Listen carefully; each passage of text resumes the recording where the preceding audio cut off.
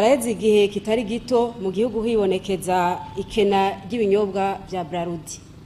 Muri iyi minsi iheze haraherutse gusohoka ikinyobwa gishasha bavuga yuko coba gikozwe mu bitegwa twirimira, ariko icibonekeza nuko ico kinyobwa kije kizimvye kurusha n'ibindi vyahahora. Ubushikiranganji bubivuga ko iki kuri iryo zimba ry'ico kinyobwa bavuga ko gikorwa mu vyo abanyagihugu birimira.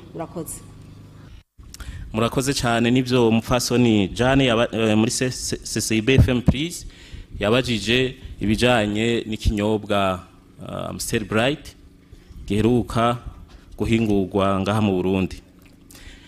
Yambaza ati mbega mwiyumva gute mu bushikiranganje kubona ico kinyobwa kiri ku isoko uyu munsi?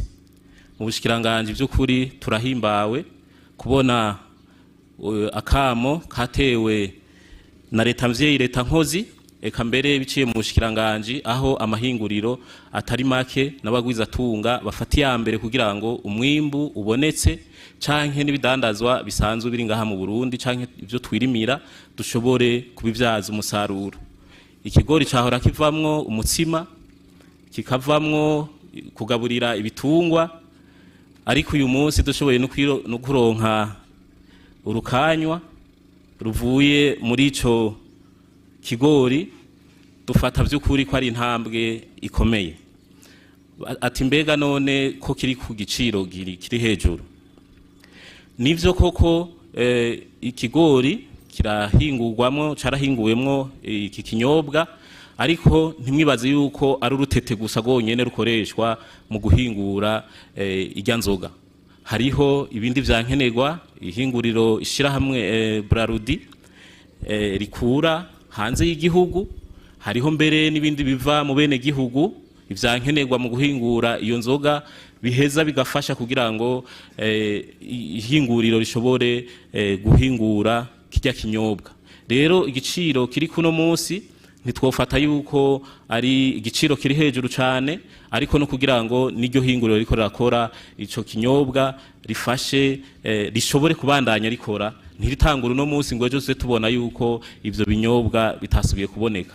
Ni muri iyo ntumbero rero iruhande y'ibinyobwa bya Brarudi hiyongera ko n'ivyo bikaza gusahiriza kugira ngo ibinyobwa ku isoko canke abaguzi bakenera bashobore kuvyihereza canke kubironka.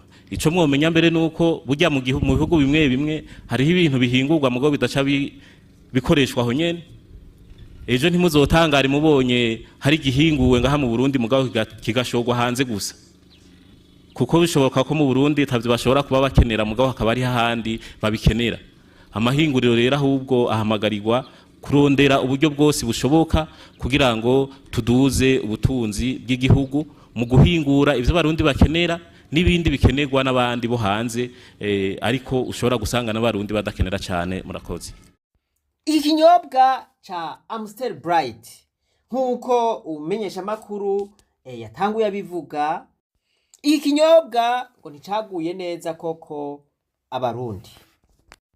Bavuga yuko ico kinyobwa kizimvye, ngo mu gihe Amstel isanzwe yahora idandazwa 3,500, iyi Amstel Bright yoyo idandazwa 4,500. Bati ntivyumvikana ukuntu bakoze ico kinyobwa hanyuma Amstel zahora zinyobwa kandi ziryohera abantu zigaca zibura. Bati ubu ushoboye kuronka Amstel ya kera, Amstel zahora ziri ku isoko ubu uyigura 10,000. Bavuga yuko rero iyi Amstel yoba ibishe ngo kuko usanga imota ibigori. Eka mbere ngo bamwe barahavuye bayita umugorigori kuko usanga imota ibigori, naho ngo bagufashe uyise umugorigori baca baguca amande. Bavuga yuko kandi irimwo isukari nyinshi. Bati Amstel yahora isohoka yarimwo ubusa n'ibice 4 vy'isukari. Bati rero iya Amstel Bright yoyo irimwo 1 n'ibice 4 vy'isukari canke sucre ajoute. bati murumva yuko iyo sukari ari nyinshi cyane mu gihe ingwara y'igisukari iri kwibica bigacika mu gihugu c'u Burundi. Abadandaza bo bavuga yuko bariko barahomba kubera ico kinyobwa, kuko ngo bahora bihereza Amstel baca barondera ibiyeri, kandi ibiyeri navyo bakavuga yuko bitaboneka. Hambavu ya Amstel Bright, abanyagihugu baridogera n'ikinyobwa citwa Vitaro, ifanta yitwa Vitaro. Iyo fanta nayo ngo baguma bayibomekera ko ngo bayirangure, kandi ugasanga bayikoze ari nyinshi, abanyagihugu kandi ngo ntibayikunda. Aho rero ngo bica bitera ingorane ku badandaza mu gihe baba bagomba ibidaje. Iyo Vitaro nayo ugasanga niri ngaho kandi itari kwiragurwa, ngo baca babanza kuyisesa. Bati rero ntivyumvikana ukuntu twobanza gusesa ikinyobwa twaranguye amahera tuba turiko turahomba. Bavuga yuko rero iyo fanta yitwa Vitaro iriko irabahombesha cane, bagasaba yuko muri Brarudi imbere yuko bakora ikinyobwa bobanza bagapima bakaraba yuko ico kinyobwa abantu bacakira neza, bakabanza bakaraba yuko ico kinyobwa kiryohera abantu, hanyuma bakabona kugishira kw'isoko. Bati ntivyumvikana ukuntu bokora ikintu, bokora inzoga hanyuma bagaca bayikomekera ko ku nguvu ngo uyidandaze kandi idakundwa n'abakiriya.